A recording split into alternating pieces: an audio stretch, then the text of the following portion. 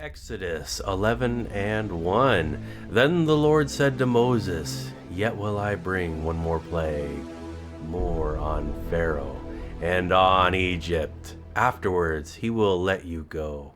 When he lets you go from here, he will thrust you out altogether. So here we have the idea that not only will they leave Egypt, but they're going to be kicked out, thrown out.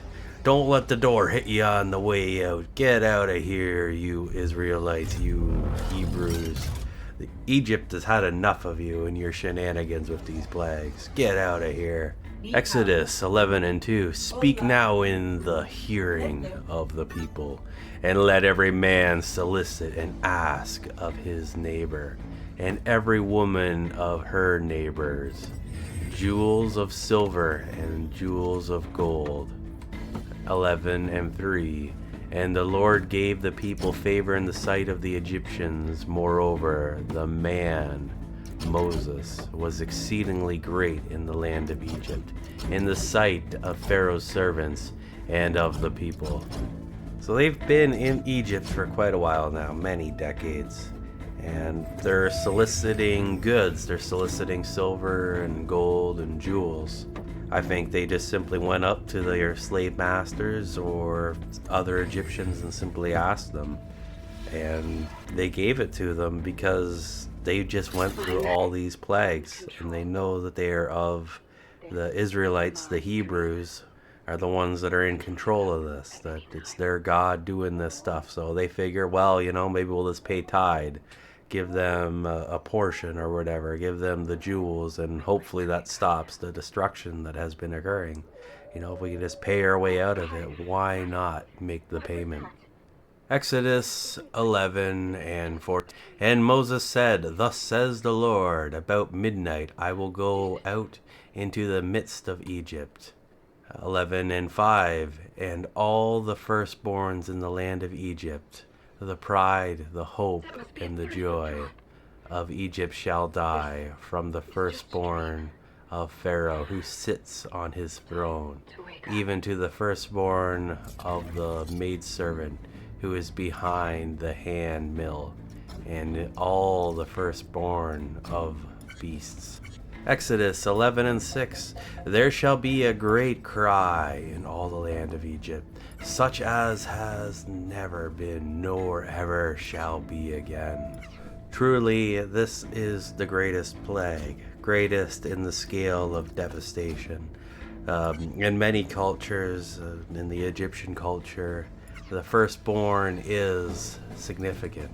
We see here the description, the pride, the hope, and the joy, describing the firstborn, that it's something special, something to be cherished and enjoyed. And here we have this final plague, the greatest plague, the destruction of the most prized. What does the Pharaoh prize more than his first and beloved son? I don't know, probably nothing. So this is going to be very severe. Exodus 11 and 7. But against any of the Israelites shall not so much as a dog move his tongue against man or beast, that you may know that the Lord makes a distinction between the Egyptians and Israel. A distinction is made for the people of Israel, and that is a glorious and great thing, being protected during these troubling times, during intense stress of the plagues of the land. Exodus 11 and 8. And all these your servants shall come down to me, and bow down to me, saying, Get out, and all the people who follow you. And after that I will go out. And he went out from Pharaoh in great anger. 11 and 9. Then the Lord said to Moses, Pharaoh will not listen to you, that my wonders and miracles may be multiplied in the land of Egypt. 11 and 10. Moses and Aaron did all these wonders and miracles before Pharaoh, and the Lord hardened Pharaoh's stubborn heart, and he did not let the Israelites go out of the land. So many great miracles have been shown, so much devastation has been caused by the impact of them. Pharaoh's not ready to let go, but this last one will be the one to break him, the final straw, the death of the firstborn. Exodus 12:1. The Lord said to Moses and Aaron in the land of Egypt, 12:2. This month shall be to you the beginning of months, the first month of the year to you. This whole event is crazy. So you have this family going down into Egypt, and now they've grown and multiplied down there, and they're in the process of leaving. So instead of just being a family, now it's like a nation that's a captive inside of another one. And there is something to be said about times and calendars and instruments and standards, in that having your own calendar is very significant, and this being marked as the first month, the beginning of this new calendar, the beginning of this new era, the start of Israel the nation and the Hebrew people versus Israel the person and the family. So this is a transitional period of a new beginning, a new start, a new hope. Exodus 12:3.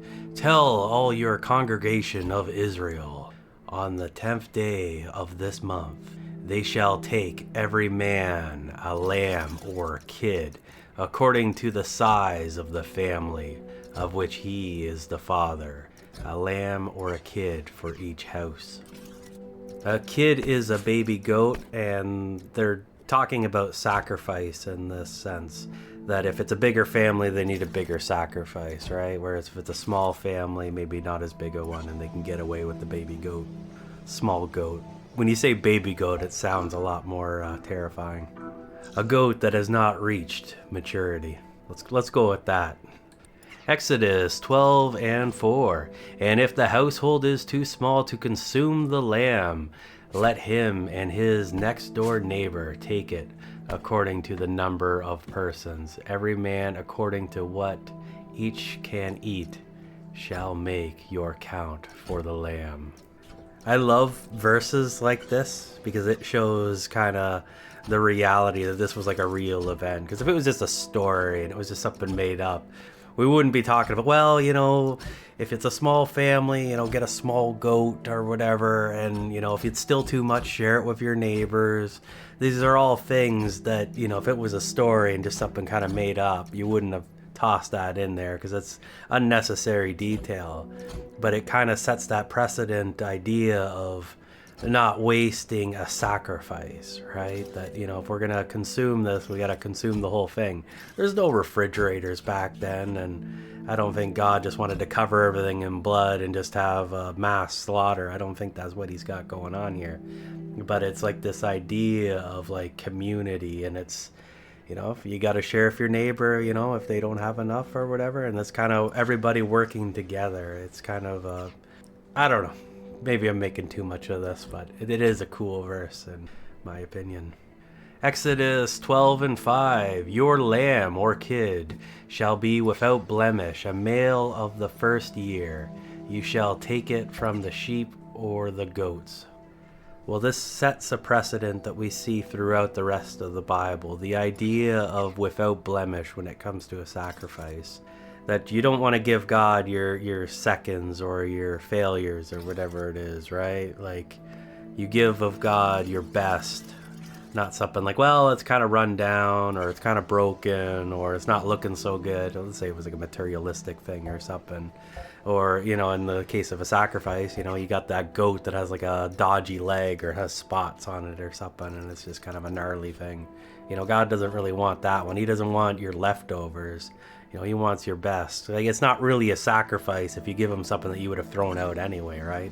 It's like, well, we could throw this out or we could give it to God, right? And it's like, well, that's not really how that's supposed to work, right? God wants the best. He doesn't want to, just get your trash, right? So that's kind of setting up that thing. And we see this throughout the entire Bible, and even when Jesus in his sacrifice, he had to be, a man without blemish. He couldn't have been crippled or sickly or weak or whatever. He had to be a premium individual, and we see that later on, and it's kind of cool. We could really dive into that, but we need to keep moving forward. So they got this lamb or kid without blemish of the first year, so I guess it is still pretty young. I think those things grow up fast. I'm not entirely sure about that, but young of the first year and without blemish, right? Exodus 12:6. And you shall keep it until the 14th day of the same month, and the whole assembly of the congregation of Israel shall each kill his lamb in the evening. So they need to keep this animal with them for this prolonged period of time. It's almost like a pet, that they bring it into the household and they look after it, and it's all nice and friendly until they have to kill it. So it's like they build up this attachment, right? It's not like they're just killing some random animal in the field, some animal they have no attachment to. This would be like your dog or your cat, your pet, something that you have a tight relationship with, someone that you're kind of somewhat close to and is nice and friendly and pleasant to be around. And that makes this sacrifice even more intense, because it's not just the killing of an animal, it is like the death of a friend, losing something that you really enjoyed and were around or whatever. That this killing of this animal takes something out of you, and it sets up that idea for the future, of course, with Jesus and his sacrifice. It's like, having a personal relationship with the one that is killed or slain, right, in the sacrifice process. So it is pretty intense. This is not just a casual pick the animal off the field and end its life. Slay the beast. Exodus 12:7. They shall take the blood and put it on the 2 side posts and on the lintel above the door space of the house, in which they shall eat the Passover lamb. The translators added the Passover lamb portion to that line for extra clarification, but this event that we're about to witness is the Passover, and it's quite interesting. So we have the painting of the blood on the door as kind of a sign that, the power of the blood protects the individuals inside the household. And there's a whole lot to this in the New Testament, and it is a very significant event, and we will really expand on this when we get to Matthew, John, and Hebrews, and it's pretty cool stuff. But right now we're just going to look at what exactly is the Passover event. Exodus 12:8. They shall eat the flesh that night, roasted with unleavened bread, and bitter herbs they shall eat. So they've slain the animal, they're painting the blood on the house, and they're going to eat it roasted. And then we got this unleavened bread. Now, unleavened bread is kind of a significant thing we see show up all throughout the Bible as well. The idea is it's like sourdough bread. Now, sourdough bread, you don't add yeast to it or whatever. You add something called starter, which is like from your previous batch of sourdough bread. It's a little piece of like the previous bread. And when you add that to the new bread, the yeast inside the sourdough starter kicks off a reaction, and it makes the whole loaf bubbly. So you have flour, you add a little bit of the sourdough starter to it, and a little bit of water, and you mix it all together, and then the bacteria, the yeast that's inside the sourdough starter, permeates through and makes the entire bread or the dough all a little bubbly or whatever. So when you bake it, the bubbles expand or whatever, and that's what makes the bread rise up. So there's this idea that you add a little bit of this leaven to the bread, and it makes the whole loaf rise up. And there's a metaphor with the idea being that sin is like leaven, in that you have a little bit of sin and it just blows the whole thing up and makes it all full of sin. So that's why they eat the unleavened bread. It's a metaphorical thing. Symbolic, metaphorical, I don't know. Anyway, that's what it is. You add a little bit of this starter, the sourdough starter, which is just a little bit of yeast, and then it puffs up the whole thing. Now, the bitter herbs, I have no idea why they're doing that. I guess, maybe it's a solemn thing, right? Or that's just what they had available in the place of Egypt. I don't know what the significance is to that. That requires further study, but I don't know. Some bitter herbs, probably a pretty good meal, I would say. Exodus 12 and 9, eat not of it raw, nor boiled it all with water, but roasted its head, its legs, and its inner parts. Well, they're not to eat it raw, uncooked. Well, I think you could probably get sick from that, so that's not a good idea. You boil it, it probably doesn't taste very good. It might render the fat. It might just be kind of a mushy mess. No, we gotta roast it. So that means that they probably got it in their little stoves there, wood heated, or maybe it was like dried cow dung or whatever they used to burn back then. But they're roasting it. Why are they roasting the meat? I'm not entirely sure, but I do know that there's other verses in the Bible where it talks of the sacrifices in like Leviticus, where it's always the burnt as a sweet savor to the Lord, and it's like the rendering of the fat in the flame, the cooking of the... When you have a barbecue, like the smell of the barbecue when the fat kind of cooks, it smells incredible, and it's just a really good experience. And I think that's kind of what we're going for here, that, God is kind of being a part of this. He's not there physically eating with them, but, maybe he's enjoying the atmosphere of the smell of this kind of barbecue situation. I have a theory that probably isn't very good, but I've always thought that God really appreciated barbecues, and he just really enjoys, it's like you get the community together, you got stuff cooking, there's a nice smell of the barbecue. And it just, I don't know, it's a great situation. Christian fellowship, a good barbecue, it can go a long way to building people up. It's just great. Exodus 12 and 10. You shall let nothing of the meat remain until the morning, and the bones and the unedible bits which remain of it until morning you shall burn with fire. Fire is kind of a purifying flame. It kind of consumes all iniquity. So anything that's left, they got to kind of cook down to nothingness. And they're not really supposed to waste the food. Eat till you're full and maybe 10% plus that. Finish off everything that you have there. Finish the feast. Leave nothing behind. Exodus 12 and 11. And you shall eat it thus, as fully prepared for a journey.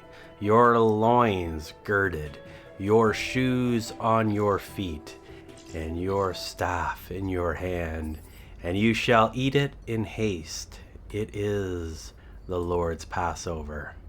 So you want to eat at a reasonable speed, and maybe not eat so much that you can't move anymore. And get your shoes on, get ready to go, gird up those loins, pull up your pants, pull up your trousers, put your belt on there, get ready.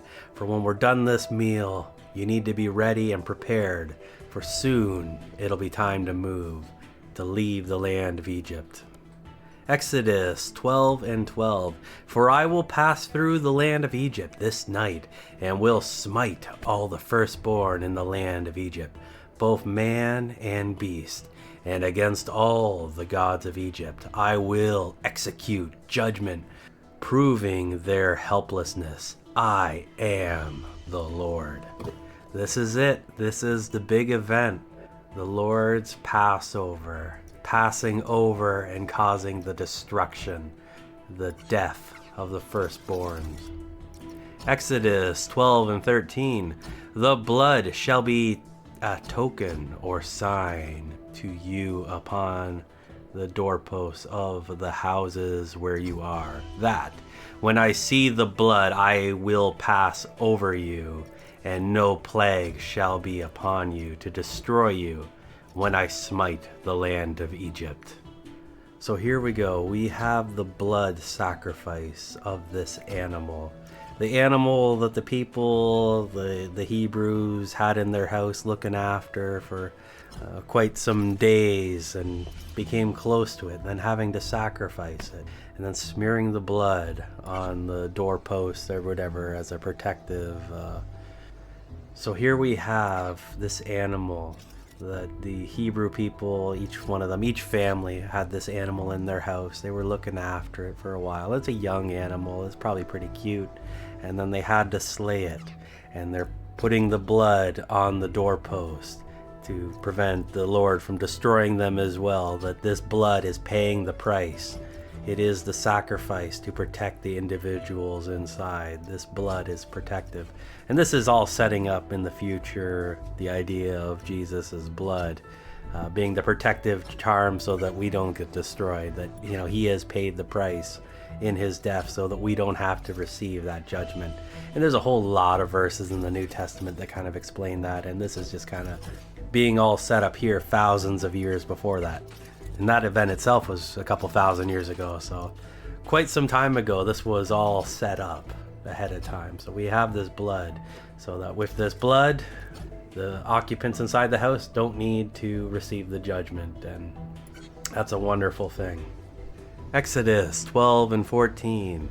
And this day shall be to you for a memorial. You shall keep it as a feast to the Lord throughout your generations. Keep it as ordinance forever. This was a very significant event, and probably one of the most significant events to occur in history. Not the most significant event, of course, we know what that is. Well, we'll get there eventually. That's quite a few books away. But the Israelites, the Hebrew people, they still celebrate this feast to this day. Every year they celebrate it, and it is a very significant event. And it's pretty neat.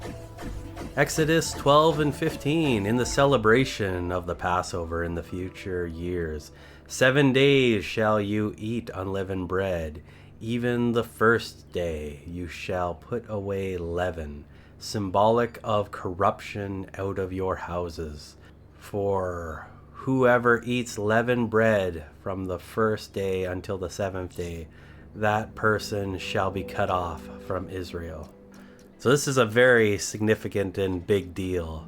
The Hebrew people, the Israelites, they have to observe this feast. It's mandatory.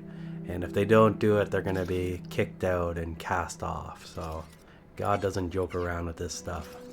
Exodus 12 and 16. On the first day you shall hold a solemn and holy assembly, and on the 7th day there shall be a solemn and holy assembly. No kind of work shall be done in them, save the preparation of that which every person must eat, that only may be done by you. So it looks like we're having a little bit of a side story here. This is kind of the future of the Passover event. So we'll just have to put that on hold, the idea of the Lord destroying the firstborn and escaping Egypt. Now we're kind of setting up what is the Passover and the Passover feast. This is a very interesting event, and a lot of people devote a lot of time to the analysis of this particular feast, and it's pretty cool. And there's other people that also just like study all the feasts or whatever, and there's like kind of a symbolic thing to all of them. So if you ever want to dig into something, this is something that can be dug into, and there's a lot going on here. So we got seven days, right? In the 7 days, we have the 7 days of creation. 7 is the number of completion, so that kind of makes sense. And then they're going to start off with a holy and solemn assembly and end with a holy and solemn assembly. And they're not going to do any work. So this is like they get a week off. They don't have to work other than the work that they do in the preparation for this big feast or celebration. And they know leaven, because leaven sucks. We don't want leaven around. A little leaven the whole lump. Not good. Get rid of that leaven. So it's interesting. Exodus 12 and 17. And you shall observe the feast of unleavened bread, for on this very day have I brought your hosts out of the land of Egypt. Therefore you shall observe this day throughout your generations as an ordinance forever. 12 and 18. In the first month, on the 14th day of the month at evening, you shall eat unleavened bread, and continue until the 21st day of the month at evening. 12 and 19. 7 days no leaven, symbolic of corruption, shall be found in your houses. Whoever eats what is leaven shall be excluded from the congregation of Israel, whether a stranger or native born. So first we have the Passover feast, and that's followed up by the Feast of Unleavened Bread. So in the Hebrew calendar, on the 15th day, For 7 days, that's when this Feast of Unleavened Bread is, where you consume the bread that is not leavened. I think oftentimes when we talk about Passover, we usually include the two together. Like first we kind of have that big feast to kind of start it with the Passover feast. And then we have this 7 days of unleavened bread. That it might be like a symbolic thing or something. That first they have the Passover event where God goes and destroys all the firstborn. And they're all girded up their loins. They got their shoes on. They're ready to go. So then they leave. And then the next 7 days, it's like, well, we're not really at home anymore. We're kind of on the run, so they could only really eat like the Passover. So it could be like a symbolic thing or something, that they're like in field rations. And they're not eating the leaven. They don't want any leaven in there. They don't want that blowing them up. Sometimes you eat leavened bread, or eat bread in general, and it makes you all bloated. I don't think that happens as much with leavened bread. Maybe it does. Maybe that means absolutely nothing. But so they're on their journey after the Passover event, and that's when they would have been eating this leavened bread, kind of field rations, just trying to survive. They're on the move. They're trying to get out of there. And this whole feast is a symbolic thing of the event that took place with the Passover, right? So it's kind of a metaphorical thing to kind of understand where the Hebrew people came from, the history of Israel and its descendants, and how they left the land of Egypt. There certainly is more to this, and this deserves a study all on its own, a study of the feast, and maybe even a study on the Passover and the Feast of Unleavened Bread. During this time also, if you're like in Israel, but you're not like a part of, well, the Israelites or whatever, that you still have to kind of follow this feast. Exodus 12:20, you shall eat nothing leavened. In all your dwellings you shall eat unleavened bread during that week.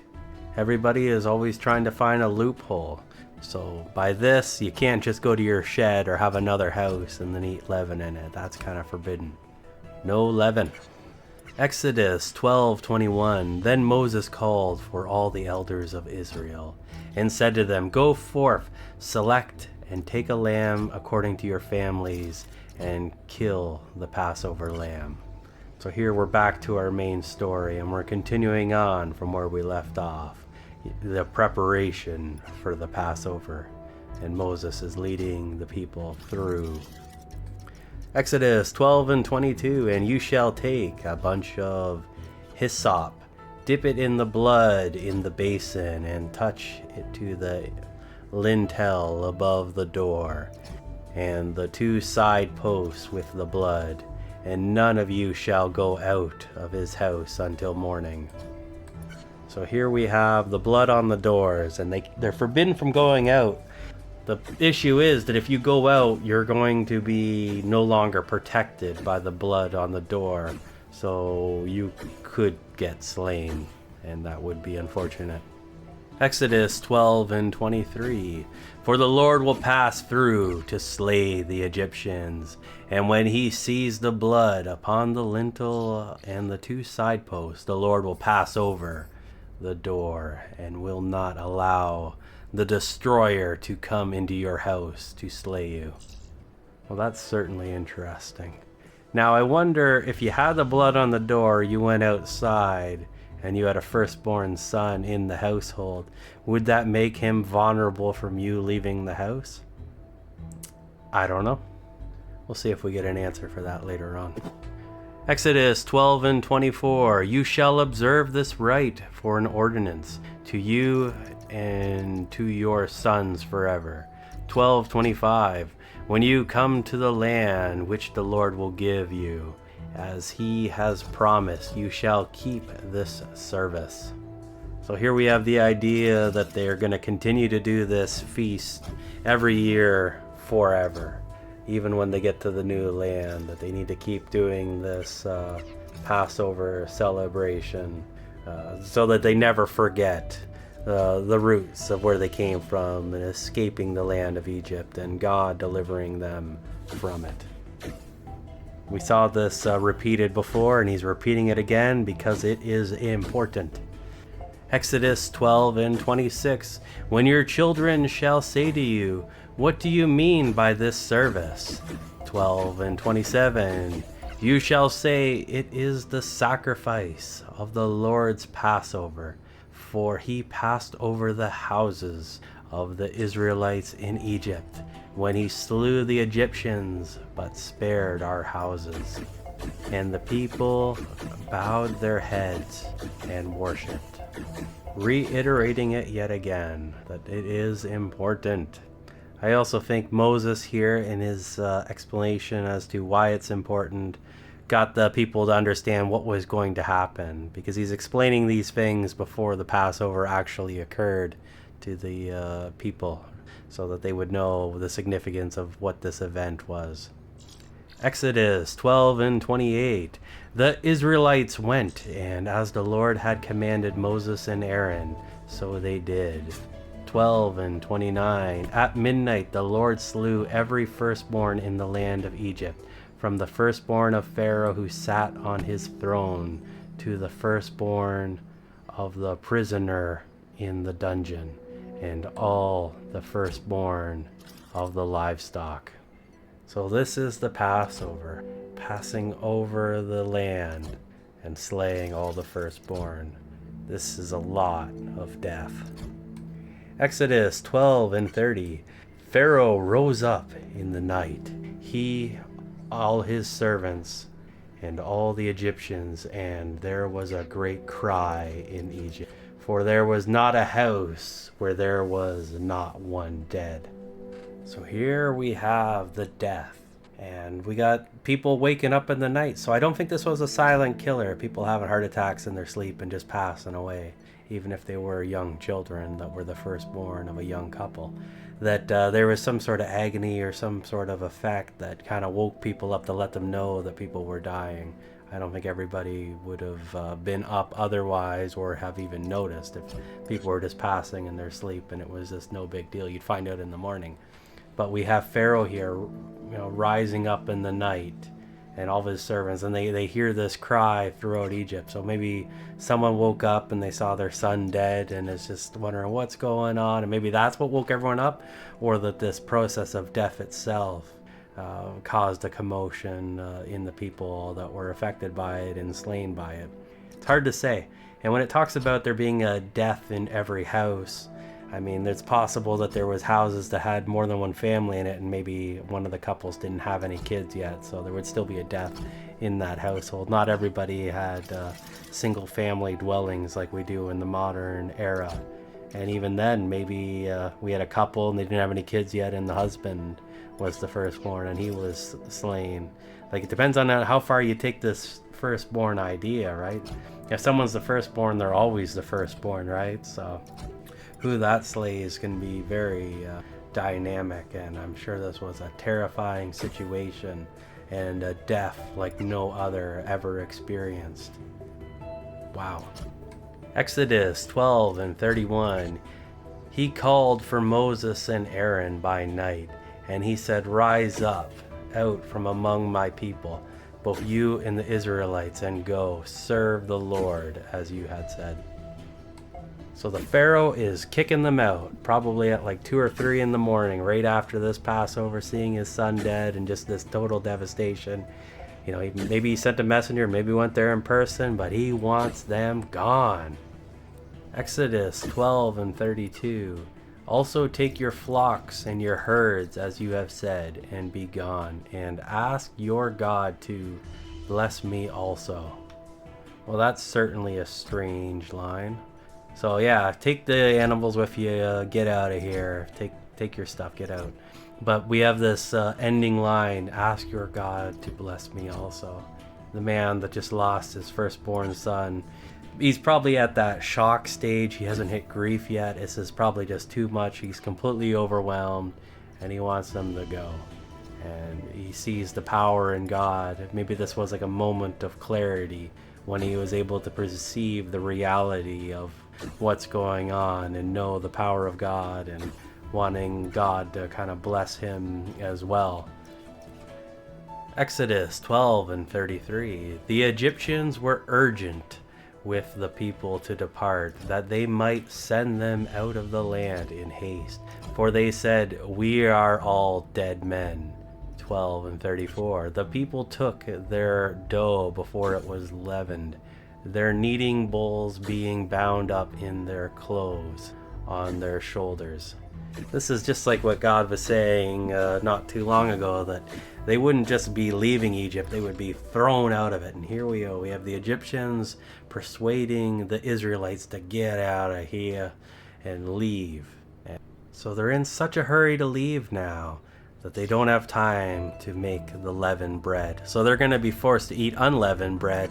And this is where that whole ceremony comes from, to kind of remember this event and symbolically be in the same position, that you're on the run, that you don't have time to prepare, no time to make that bread with leaven. So it's cool. 12 and 35. The Israelites did according to the word of Moses, and they urgently asked for the Egyptians jewels of silver and of gold and clothing. 12 and 36.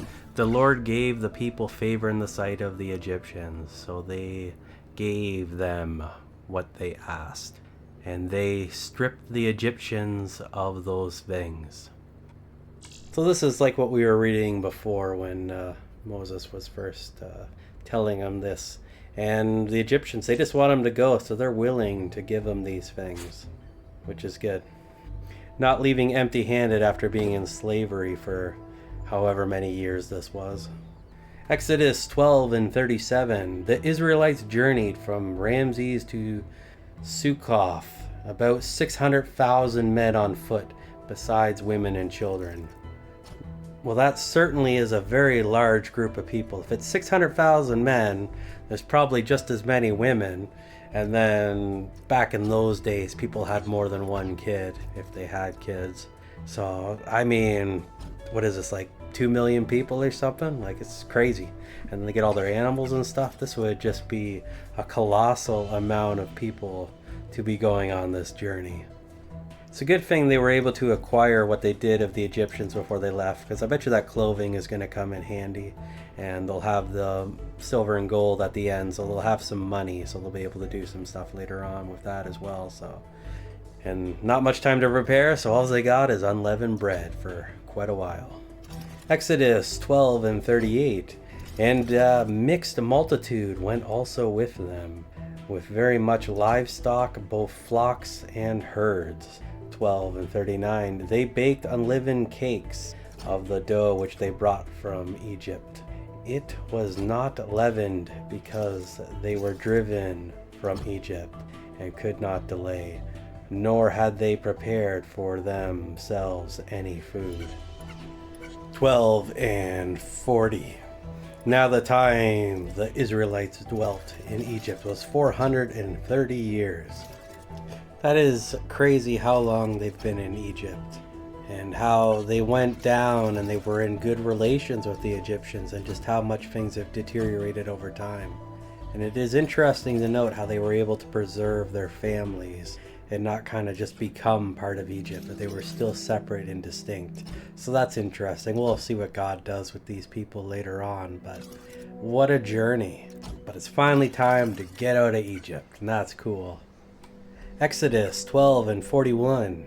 At the end of the 430 years, even that very day, all the hosts of the Lord went out of Egypt.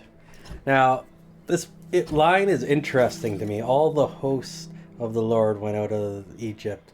Is that kind of like the idea of God dwelling in their hearts, so that these people, the Israelites, is where God is dwelling? He's dwelling in their hearts, and they're leaving now, so that the people of God are gone. So God's not really in Egypt anymore. Is that kind of what the flavor is there? I'm trying to figure out what's going on there. That is certainly interesting and deserves more study. Exodus 12 and 42. It was a night of watching unto the Lord, and too much observed for bringing them out of Egypt.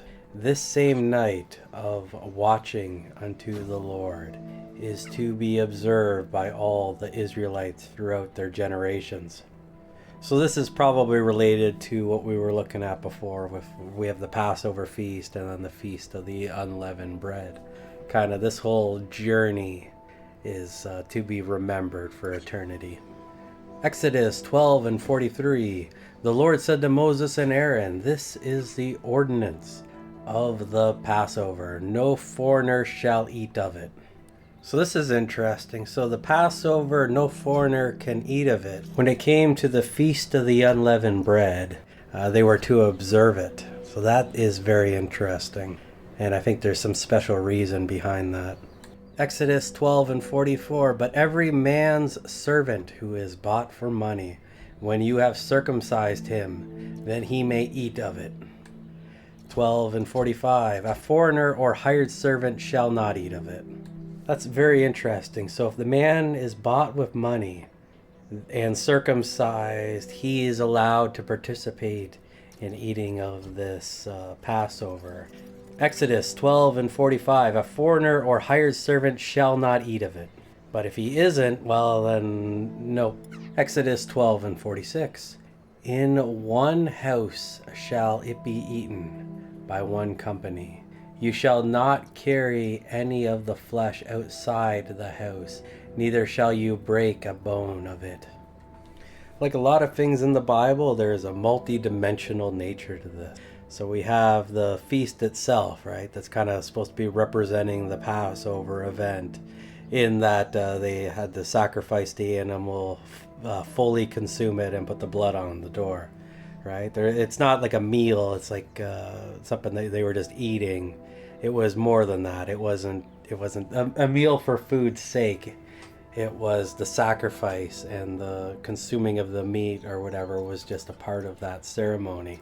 So by saving the meat and taking it somewhere else, you're kind of nullifying the symbology of the entire event, where they were supposed to consume the whole thing and then burn the remains. So, and then we have this other thing here with like the blood on the door, the blood being the blood sacrifice, being the protection, that something needed to die to protect them. And we see this multidimensionally with Jesus, in that through the shedding of blood, Jesus' blood, that we don't have to die, that his blood acts as a shield to us. So there's like this multi-dimensional thing, and we get a lot more into that in the New Testament, but it's all kind of set up here for the rest of the Bible, and it's kind of cool. The other thing that's kind of funny here, well, I don't know if it's really funny, maybe it's mildly funny, is the you shall not break a bone of it. In the New Testament, when Jesus is crucified, the Roman soldier orders them to break his leg to kind of speed up the process, and the soldier disobeys and just stabs with a spear. So when Jesus dies, he has no broken bone, and there's kind of some significance to that, because he had to be a perfect sacrifice. He couldn't have a blemish, and if he had a broken leg, that would be considered a blemish. And all this stuff kind of happens right at the Passover time, and it's like, oh man, the symbology of Jesus' sacrifice and dying for the sins of the world. Oh, it's pretty exciting, although we're not really going in depth of that right now, but this is all set up here thousands of years before that. Exodus 12 and 47. All the congregation of Israel shall keep it. 12 and 48. When a stranger sojourns with you, wishes to keep the Passover to the Lord, let all his males be circumcised, and then let him come near and keep it. And he shall be as one that is born in the land, but no uncircumcised person shall eat of it. So here we have the idea that you can't just participate in this, but if you really want to, you need to be circumcised and be of the right, be made right to participate in it. So God does provide that opportunity. Verses like this are always really interesting, because it's like, it might not necessarily be applying right now when the time that Moses is saying this, but it could be like 600 years later that there's somebody that this would apply to, or whatever, that the Lord's always setting up cases or events that if they happen down the road, that there's something prepared for them. For instance, in the New Testament, when there's someone cured of leprosy. Now, leprosy is an incurable disease. Even for modern technology, there's certain forms of it they can kind of reduce the symptoms, but they can't really reverse leprosy or whatever. but there's like burnt offerings and sacrifices in the book of the law, in Leviticus or whatever, about what to do if someone cures leprosy. And it's like, no one cures leprosy, and it's only in the New Testament that we see that Jesus does that. And it's like, it's all set up thousands of years ahead of time, a cure for leprosy, what to do when that happens. And it's just kind of neat. And there's things like this, right? Like, we don't know who's sojourning in the land or whatever, but it's being set up ahead of time that if someone does come and they do sojourn, and they do want to participate, that an option is made here in Exodus, potentially thousands of years or hundreds of years before that event actually occurs. And that's one of the cool things in the Bible. It's kind of timelessness, and it's setting up for things that haven't happened yet, providing cases. Exodus 12:49. There shall be one law for the native born, and for the stranger or foreigner who sojourns among you. 12:50. Thus did all the Israelites, as the Lord commanded Moses and Aaron, so did they. So here we have the idea of the one law, that if someone sojourns with the Hebrews, the Israelites, that they need to follow the law, the same law as the natives, and that there's not a duality of laws. Like some places, it's like they got laws for foreigners and laws for natives, and that can be kind of unfavorable depending on the positioning or whatever. So that's just kind of what we got going on here. And then, of course, the second part is that all the stuff that Moses said that they did. Exodus 12:51. And on that very day the Lord brought the Israelites out of the land of Egypt by their hosts. It took a lot, but they finally left. Although I think they're still in Egypt, because Egypt is huge. They've just kind of left the area that they were in, and they've kind of all grouped up. They got their unleavened bread. The Lord did the Passover thing, slayed all those people, and they've just left, or are in the process of leaving, right? So that now they begin their journey that we'll see throughout the rest of the book of Exodus. And we kind of just started the book of Exodus, so there's a whole lot more to go. And is Pharaoh done with them? We'll find out.